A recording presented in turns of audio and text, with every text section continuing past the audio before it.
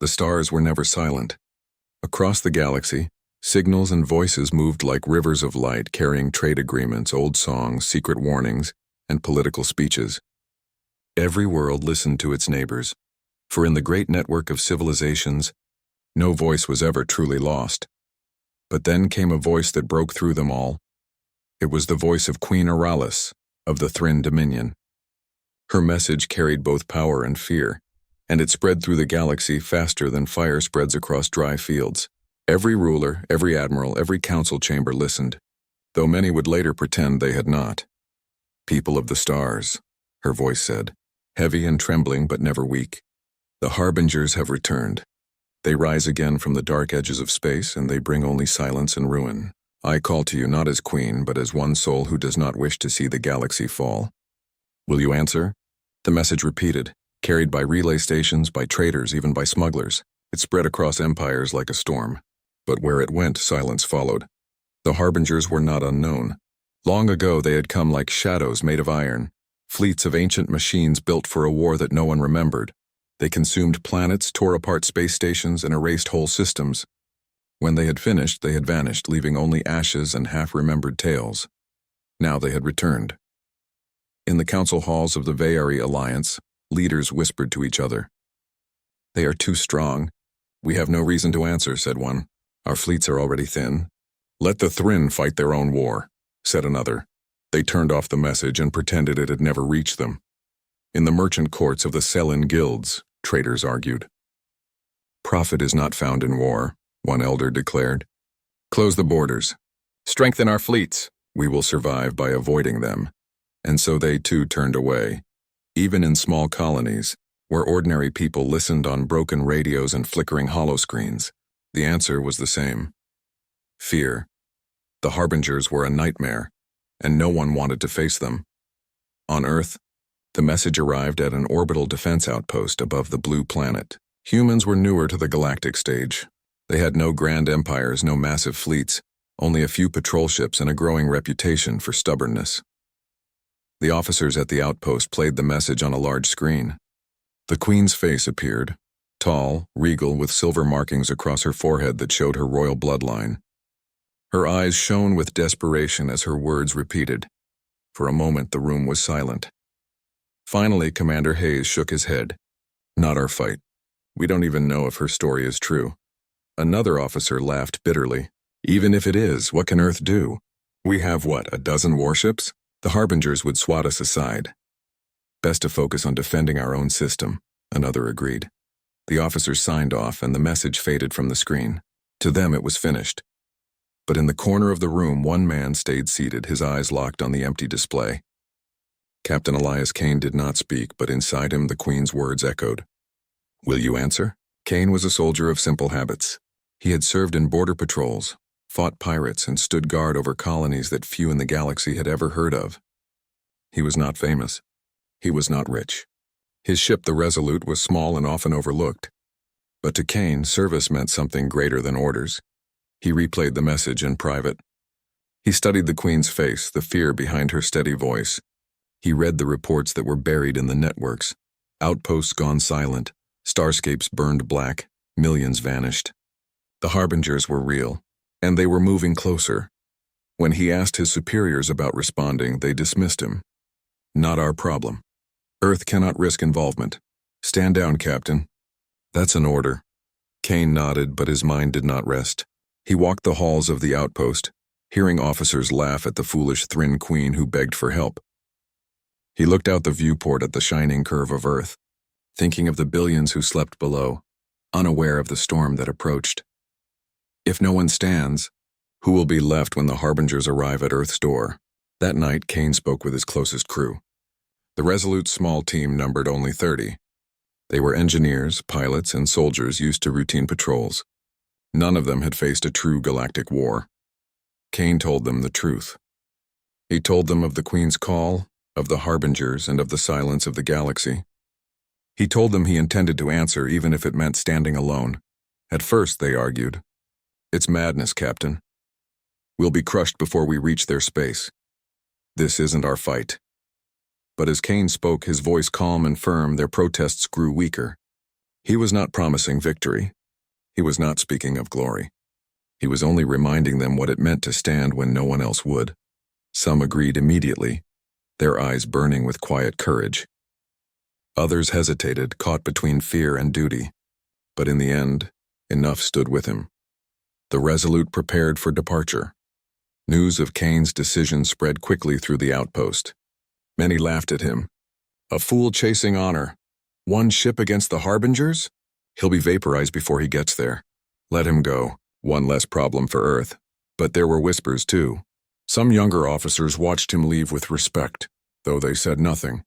Some civilians who heard of it shook their heads but secretly felt pride that at least one human would not stay silent. When the Resolute broke orbit, Earth lay behind him, bright and peaceful. Ahead stretched the dark sea of stars, filled with both danger and possibility. Kane sat in the captain's chair, eyes steady on the course toward the Thrin Dominion. His hands rested on the armrests, calm and firm. He knew the risk. He knew his ship was small, his crew untested, his supplies limited. He knew he might be flying into a war that would consume them in the first hour, but he also knew something else. The Queen had called. The galaxy had turned away, and so one human soldier answered. The journey to the Thrin Dominion was long. The Resolute crossed empty stretches of space, passed through forgotten stations and avoided regions where pirates hunted weaker ships. Kane's crew kept busy with daily work, running system checks, maintaining engines, and practicing drills. But even in the routine, there was tension. They all knew where they were heading. Every night when duty cycles ended, the crew sat together in the mess hall speaking quietly about the Harbingers. I heard they burn planets down to stone, one engineer said. No, they don't burn, another replied. They strip everything, like machines tearing flesh from bone. They can't be that unstoppable, a younger pilot argued. If they can be built, they can be destroyed. Kane listened without interruption. He let them speak because he knew fear could not be buried. It had to be faced. After weeks of travel, the Resolute finally reached the Dominion's heart. The Thrin homeworld, Vander Prime, filled the main screen. It was a beautiful planet, covered in silver oceans and vast green continents, but Kane could see the scars of war from orbit. Dozens of defense stations circled the world. Wreckage of destroyed ships drifted nearby. Even from space, the tension was visible. As Kane's ship approached, a deep, commanding voice filled the comms. Unknown vessel, this is Thrin Defense. State your purpose or turn away. Kane leaned forward. This is Captain Elias Kane of Earth, commanding the Resolute. I come answering the Queen's call. Silence followed. Then came laughter, not from joy but from disbelief. One ship? The Queen called for empires and you bring a patrol craft? Another voice broke in, sharper and less amused. Identify your intention, human. Do not mock us, Kane's reply was steady. I am not here to mock. I am here to fight. Permission to land was reluctantly granted. The Resolute descended through heavy clouds, escorted by towering Thrin warships that made Kane's vessel look like a toy in comparison. His crew stared out the windows in silence, some in awe, others in fear. The landing bay was vast, filled with soldiers, banners, and shining weapons. Kane walked down the ramp with his officers behind him. He stood tall, not with arrogance, but with calm dignity. The soldiers who watched whispered among themselves. Many sneered, shaking their heads. The Thrin were tall, with strong frames and silver skin that shimmered in the light. To them, Kane looked small and fragile. He was escorted into the royal hall, a chamber built of crystal and steel, its high arches glowing with soft light. There sat Queen Auralis, her silver markings glimmering across her forehead, her eyes sharp yet weary. Around her stood generals, nobles, and counselors. When Kane entered, the hall filled with murmurs. This is it? A human? One ship, one captain, ridiculous. They mock us even in our darkest hour. The Queen raised her hand and the voices fell silent. She studied Kane carefully. You heard my call, she said, her voice calm but heavy. And you came. Yes, Your Majesty, Kane replied. I came because you asked. No one else answered. A counselor stepped forward, his voice sharp. Do you think we are so desperate that we welcome one soldier as if he were an army? Human, your kind is young. You have no place here.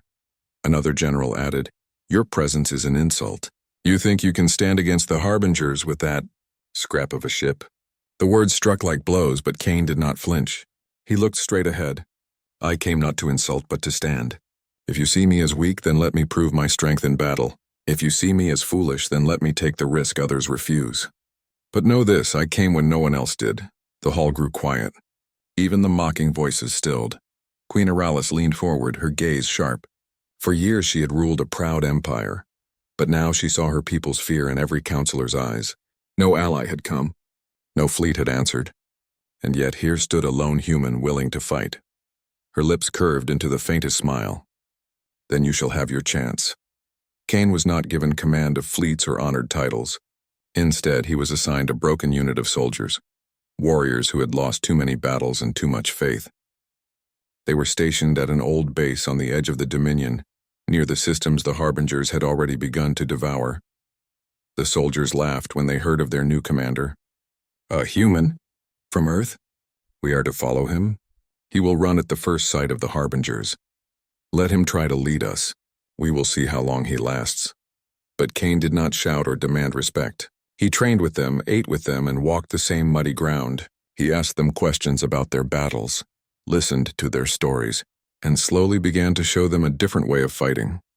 Where the Thrinn relied on strict formations and rigid commands, Cain taught them adaptability. He showed them how to fight in smaller groups, how to use terrain, how to make quick decisions instead of waiting for orders. At first, they resisted. This is not our way, one soldier protested. Your way is losing, Cain replied simply. Days turned into weeks. Slowly, the soldiers began to change. They saw that Cain never asked them to take a risk he would not take himself. They saw how he moved quickly in drills, how he encouraged them when they faltered, how he believed in them even when they did not believe in themselves. One evening, after a long day of training, a young soldier asked quietly, "Why did you come, human? Why risk your life for a people not your own?" Cain looked up at the night sky, where distant stars glimmered. Because no one else did, he said. And because if the Harbingers win here, they will not stop. They will come for Earth, they will come for every world. Someone must draw a line. If not us, then who? The soldier said nothing, but his eyes burned with a new fire. Back in the capital, the Queen received reports of Cain's progress. At first, her generals dismissed them. Small skirmishes, training exercises, nothing of worth. But as the reports grew, so did their unease. Units under Cain's command were not breaking as before. They were holding. They were winning small victories against scouting forces. The humans' methods were unorthodox, but they worked. The Queen said little, but inside her heart a seed of hope began to grow. Still, many doubted. When Cain was called back to the capital for a council meeting, he was met with the same scorn as before. You think small victories matter? One general sneered. You will see soon enough the Harbingers cannot be stopped. Cain did not argue. He only said, "Then let us face them and see." The Queen watched him carefully. For the first time in many years, she felt a strange certainty. She had called across the stars, and while others had turned away, one human had answered. And perhaps, just perhaps, that answer would change everything. The border system of Drevos was quiet, too quiet. Once it had been a thriving colony world with farms that stretched across its plains and stations, filled with trade ships. Now its skies were dark and its people lived in fear. The Harbingers had been sighted on the edge of the system, their machines drifting like shadows that swallowed the light of stars. It was here that Captain Elias Cain and his newly trained unit were sent. The Thrinn generals did not believe in him, but they believed the system would fall no matter what. So they gave the human and his soldiers the duty of defense, as if preparing for their failure. When the Resolute and the Thrinn transports dropped out of faster-than-light travel, the soldiers looked out at the distant black shapes that filled the scanners. Harbinger ships, silent, cold, and endless. A young Thrinn soldier whispered, "We are finished." Cain heard him and answered calmly, "No, we are only beginning." Preparing for battle, the Thrinn soldiers under Cain's command had changed since the day he first met them. They were no longer broken, but they still doubted. Their hands shook as they prepared their weapons. Their voices cracked as they spoke to one another. Cain walked among them, steady as stone. "You trained for this. You are ready. Do not think of them as invincible. They are machines, and machines can be broken." He reminded them of the drills, splitting into small squads, striking fast, never waiting for orders when they could act. He reminded them to trust each other, not just the chain of command. Before the battle began, he gathered them together and said, "You will see things that will make your heart fail. Do not let it. Stand together and remember this: you are not fighting for glory. You are fighting for the people who still live on this world. Protect them and we win," the soldiers nodded. For the first time in years, some of them felt the fire of belief. The harbingers arrive. The first wave came like a storm. Harbinger ships descended, dark triangles of steel and fire releasing swarms of drones. The sky filled with their mechanical wings blocking out the stars. The Thryn generals watching from orbit shook their heads. They will break within the first hour. But Kane's soldiers did not break. Kane's voice came through the comms, clear and calm. Squads Alpha and Beta hit the left flank. Gamma, hold the ridge. Delta with me. Move now! The soldiers scattered, not in panic, but in controlled movement. They used the terrain, hills, ruined buildings, forests, to ambush the drones. Explosions lit the night as Harbinger machines fell, torn apart by plasma fire and grenades. For every machine destroyed, 3 more came. But Kane's tactics slowed them, forced them to adapt, made them stumble. Where Thryn armies once stood in rigid lines and were crushed, Kane's soldiers fought like a river, bending, flowing, striking where least expected. Kane on the field. Kane did not stay in the command post. He was on the field with his troops, blaster in hand, moving from squad to squad. His armor was scarred, his voice hoarse from shouting orders, but his eyes were steady. When one squad was nearly overwhelmed, Kane charged into the fight himself, firing at close range and pulling a soldier back from certain death. "Stand," he shouted. "Stand and fight." The soldiers, seeing their human commander bleeding and unbroken, found strength in themselves they had not known they carried, turning fear into fire. The Harbingers pressed harder. Their massive war engines landed on the plains, each one the size of a fortress, their weapons glowing with deadly light. Against them, Kane's forces were small, barely enough to hold. "Captain, we cannot face that," one officer cried. Kane looked at the giant machines and gave his order. "We don't face it head-on. We cut its legs." He led a small squad under cover of smoke and ruins, crawling through mud and fire until they reached the underside of the war engine. There he planted explosives at its joints. The blast shook the ground as the giant machine toppled, its burning frame collapsing into the soil. Soldiers cheered, their fear turning into fire. For the first time, they believed the Harbingers could fall. The colony holds. The battle lasted for hours. The colony's defenders fought until their armor cracked, until their weapons burned hot in their hands. Kane never stopped moving, never stopped leading. By dawn, the skies were filled with smoke and the ground was covered with wreckage, metal broken, machines silenced. The Harbingers, unprepared for such resistance, pulled back. Their first wave had failed. The colony still stood. The Thryn generals who had watched in disbelief now sent hurried reports to the Queen. The human's tactics worked. His unit held the line. The colony survives. The soldiers who had once mocked him now looked at Kane with respect. Some even bowed their heads when he passed, calling him not human but commander. The Queen's reaction in the royal palace, Queen Aralis listened as the reports were read. For the first time in many weeks, she allowed herself a deep breath of relief. Her counselors argued. It was only one battle. They were lucky. The Harbingers will return stronger. But the Queen silenced them. It was more than luck. It was will. The will of one who came when all others turned away. She thought of the human standing before her weeks ago, calm and unshaken as the court mocked him. She thought of his words, "Let me prove my strength in battle," and he had. Kane and his soldiers. That night, Kane sat with his soldiers around the campfires on Drevos. The ground was still scorched, the air filled with the smell of burned metal, but the soldiers were alive. They laughed for the first time in years. They told stories of the battle, of how they fought side by side. They no longer spoke of despair. They spoke of what they could do next. One soldier, young and scarred, turned to Kane and said, "You made us believe again." Kane shook his head. "You made yourselves believe. I only reminded you what you already carried inside." But in their hearts, the soldiers knew it was more. He had given them back their courage, a shadow. Still rising, though the battle was won, the war was far from over. Scouts reported that larger Harbinger fleets were moving closer, gathering strength. The next battle would not be small. Kane knew it. He looked at the horizon where the wreckage of machines still smoked, and he whispered to himself, "This is only the beginning." The soldiers who followed him were no longer broken. They were ready to stand again. And the Queen, watching from afar, began to see the truth. While empires hid and allies fled, a single human had stood and changed the course of a battle. Perhaps she thought he could change the course of the war. Weeks had passed since the battle at Drevos. The Thryn Dominion's borders were scarred, their fleets weakened, and their cities trembled under the looming shadow of the Harbingers. Reports arrived constantly: worlds lost, colonies destroyed, entire systems stripped bare. The galaxy seemed ready to surrender. Captain Elias Kane and his unit had returned from Drevos to a base near the capital. His soldiers were no longer afraid, but fatigue weighed heavily upon them. Sleep was short, rations were low, and every day brought news of the Harbinger's slow but relentless advance.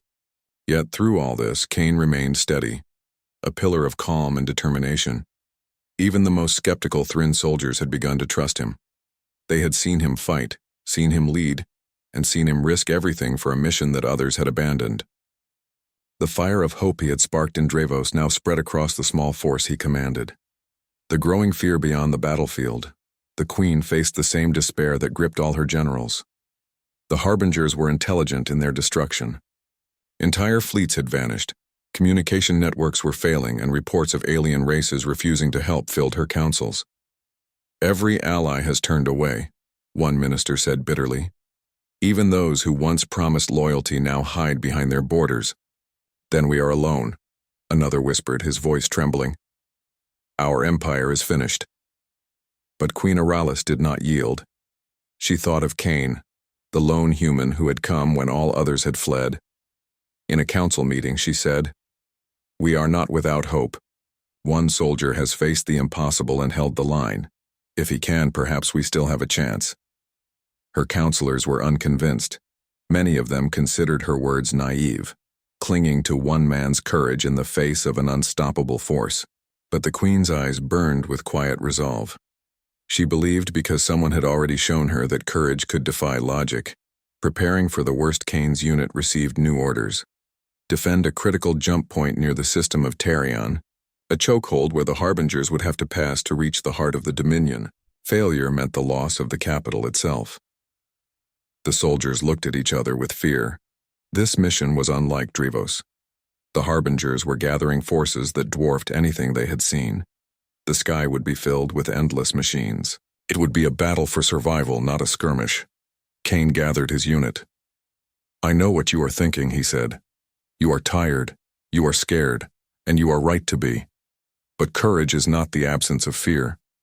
Courage is what you do when fear is in your heart. We cannot wait for help. We cannot hope for miracles. We fight because fighting is what makes us human. Stand with me, and we will not fall quietly." The soldiers nodded. There was no cheering, no false bravado, just a quiet, steady resolve. The approach of the Harbingers, when the Harbingers arrived, they did so like a living storm. The first wave filled the Tarion skies with dark, jagged shapes, their weapons gleaming like stars of fire. The Thryn generals monitoring from orbit shuddered. Even Kane's soldiers, hardened by Drevos, felt their hearts race. The enemy's strategy was simple but effective. Swarms of drones moved ahead, mapping defenses, striking weak points, and preparing the ground for the main fleet. Behind them, massive war engines landed, shaking the surface with each step. Kane moved among his squads. "Remember Drevos," he shouted. "We did not break there, and we will not break here. Split into squads, ambush, trap them, hit where they least expect, and above all, survive together." The battle began with chaos. Explosions ripped through fields and forests. Drones swooped down, machines falling from the sky like metal raindrops. Every soldier fought with the intensity of desperation, knowing that failure meant the destruction of everything they loved. The turning point hours into the fight, disaster struck. A massive Harbinger war engine, larger than any the humans or Thryn had seen, broke through the initial defenses. Its weapons fired indiscriminately, tearing apart fortifications and scattering soldiers. One squad was cut off, trapped in the open. Kane ran toward them, dodging debris and machine fire, pulling soldiers from the blast zone. Every move he made was risky, but his presence inspired others to act, to fight when fear threatened to freeze them. "Hold the line," he shouted. "Do not let them take Tarion." The soldiers obeyed. Slowly, they fought their way back into position, using Kane's tactics. Small groups, unexpected maneuvers, coordinated strikes. The Harbinger engine, powerful though it was, began to falter under concentrated attacks at its vulnerable points. For the first time, the soldiers realized that the enemy could be defeated, even in the face of overwhelming odds. A desperate rescue as the battle raged. Reports came in that the Queen's flagship, the Luminous, had been attacked near the outer rim of the system. The flagship had lost shields and was now vulnerable. If it fell, morale would collapse and the Dominion might surrender. Kane did not hesitate. With a handful of soldiers, he boarded smaller assault craft and charged through the battlefield. Explosions rocked space and ground, but Kane's determination was absolute. Dodging the Harbinger's weapons, Kane reached the crippled flagship. He and his squad fought through boarding drones, clearing the way to the Queen's command deck. The Queen's guards, exhausted and terrified, watched in amazement as a human led a charge no one else would attempt. By the time they reached her, Kane had cleared the path and ensured her safety. The Queen, surprised but composed, looked at him with a mix of awe and gratitude. "You risked everything for me," she said. Kane shook his head. "Not for you. For all of us. For every soul who would have fallen if we had done nothing." The aftermath. The battle ended with heavy losses. Entire squads were lost. The ground was scorched, and the Harbingers retreated, but they had been held at bay. The Queen's flagship was safe. The jump point at Tarion remained under Dominion control. For Kane and his soldiers, the cost had been high, but the victory was more than tactical. It was symbolic. They had faced the impossible and survived. They had shown that courage, strategy, and determination could turn the tide even when the world seemed ready to fall. In the quiet after the battle, Kane walked among the wounded, speaking to each one, encouraging them, reminding them that their effort mattered. "You fought when everyone else would have fled. That is what makes us strong. Remember this feeling. It is the beginning of something greater." A shadow over the Empire. Though Tarion was safe, the Harbingers were not finished. Scouts reported massive fleets gathering in the distance, larger than any that had attacked Drevos or Tarion. The Dominion's resources were strained. The generals whispered of surrender, of hiding, of waiting for the inevitable. But Kane refused to yield. He continued to train his soldiers, adapting their strategies for the battles to come. He reminded them that humanity's strength was not in numbers or technology alone, but in courage, ingenuity, and the will to fight even when all seemed lost. The Queen, observing from her flagship, began to understand the truth of his presence. While the galaxy had turned away, one human soldier had stood firm. One human soldier had reminded her people that fear could be faced, that hope could survive, and that courage could change the course of events. Even in the darkest hour, Kane's actions planted the seed of a belief the Thryn had nearly forgotten. That even against unstoppable odds, there was a force more powerful than machines, the unyielding spirit of those who refused to turn away. The galaxy held its breath. The Harbingers had returned in full force. Entire fleets of their war machines moved like dark storms across star systems, devouring everything in their path. The Thryn Dominion's armies were exhausted from months of battle. Supply lines were broken, communications faltered, and morale had begun to crumble. Yet amidst the despair, one human remained steadfast. Captain Elias Kane had grown from a lone soldier to a symbol, a beacon of courage the galaxy could scarcely comprehend. His crew and soldiers trusted him implicitly, not because of his rank, but because of the example he had set, standing firm when everyone else had turned away. The Queen watched from the command deck of her flagship, Luminous, her hands clasped tightly. Reports from the front line confirmed the reality she feared. The Harbingers were coming for the Dominion's capital next. It was the final assault. If the city fell, the Dominion would fall. If the Dominion fell, the galaxy would be left without hope. The desperate plan in the War Council. Generals debated strategy. "We cannot hold them," one said. "Our fleets are shattered." "We have no chance," another added. "We must retreat. The harbingers will destroy everything in our path." The Queen remained silent, listening. Her gaze shifted to Kane, who had just entered the room. He carried no maps, no elaborate plans. Only determination. "I have a plan," Kane said. His voice was calm, steady, and unshakable. "We can stop them, but it will require risk. We will lure their main fleet into a trap using my ship as bait. We will draw them close to the Tarion system, then collapse the nearby star with experimental devices. The explosion will destroy the fleet, but my ship will not survive," the generals gasped. "You would sacrifice yourself?" one cried. Kane nodded. "If someone does not act, no one else will. Someone must answer when all others turn away." The Queen studied him. She saw his courage, his selflessness, and the human spirit she had heard about in stories but never truly seen. Finally, she said, "Do what must be done, Captain. Lead us to victory, even if it costs you your life." The final assault begins. The Harbinger fleet approached in silent waves, larger and more terrifying than anything Kane had encountered. Their war engines gleamed like black stars, their drones swarmed like metallic clouds, and the main ships were massive beyond imagination. Kane's small team moved quickly. Each soldier knew the risk, each soldier knew the cost. Yet they followed without hesitation. Kane's calm presence inspired them. Fear was still there, but it did not dominate them. As the human-led fleet engaged, the Harbingers focused on Kane's ship, sensing the threat he posed. Explosions rocked space, metal tore, and energy beams lanced across the void. "Hold formation," Kane shouted. "Do not break. Trust in each other." His squad split into small groups, using hit-and-run tactics to delay the Harbingers' advance. The machines were powerful, but Kane had trained his soldiers to exploit every weakness. Into the trap the bait worked. The Harbinger fleet moved straight into the Tarion system, following Kane's ship with mechanical precision. Their main weapons aimed to destroy him before he could escape. Kane's crew braced for impact. Explosions surrounded them as drones collided with shields, engines burned, and alarms blared. Yet Kane remained calm, navigating through the chaos with precision. Every movement counted. Every decision could mean life or death. When the fleet reached the calculated point, Kane activated the experimental devices prepared near the system's star. The countdown began. "Get clear!" Kane shouted to his crew. "Move away from the star as fast as possible." Some of his soldiers hesitated, but Kane's calm assurance urged them on. "Go, the galaxy depends on it." Sacrifice Kane piloted the Resolute directly toward the heart of the enemy fleet.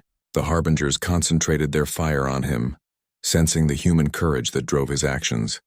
The crew watched in silence, understanding that Kane was alone in the final moments of the plan. The star's countdown reached 0. A blinding light erupted as energy devices ignited. The star flared into a massive supernova, consuming the Harbinger fleet in a wave of fire and light. Kane's ship was caught in the blast. For a moment, the void shone with white brilliance. Then silence. The galaxy had changed. The aftermath, when the light faded, the Dominion's capital remained untouched. The Harbinger's fleet had been destroyed. The soldiers on Tarion, exhausted but alive, looked up at the skies. The impossible had happened. The fleet that had seemed unstoppable was no more. The Queen received the news from the surviving crews. Tears filled her eyes, not for the loss of Kane, though she mourned him, but for the courage he had shown. One human had done what no empire, no fleet, no council could do.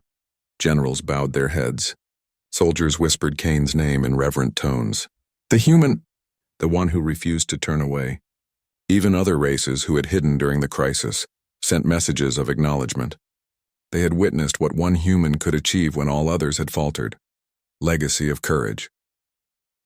In the weeks that followed, memorials were built for Kane. Stories of his courage spread across the stars. Every system in the Dominion spoke of the human who had answered a queen's desperate call. The Queen, standing before a crowd of survivors, addressed them. One soldier answered when all others turned away. One human showed us that courage is not measured by numbers, nor by strength alone, but by the will to act. His sacrifice reminds us of what it truly means to fight for others, to fight for hope, and to fight for the future. Across the galaxy, children learned the story. Pilots, soldiers, and explorers carried his name. Cain's example inspired the Dominion to rebuild, stronger and wiser, knowing that courage could change the course of history. Humanity's stand, the story of Elias Cain became legend, but it was more than legend. It was a reminder. Humanity, though small and new among the stars, had a spark other civilizations often overlooked. A spark of courage, determination, and unyielding spirit. The harbingers never returned to that region. Other civilizations began to reconsider their roles in the galaxy, inspired by the bravery of one human who refused to bow to fear. Cain's name became a symbol. When all else fails, when hope seems lost, the strength to stand can come from the smallest of sources. Even planets far from the Thrin Dominion knew the tale. The Queen had called, the galaxy had turned away, and one human soldier had answered. And in answering, he had changed the stars forever.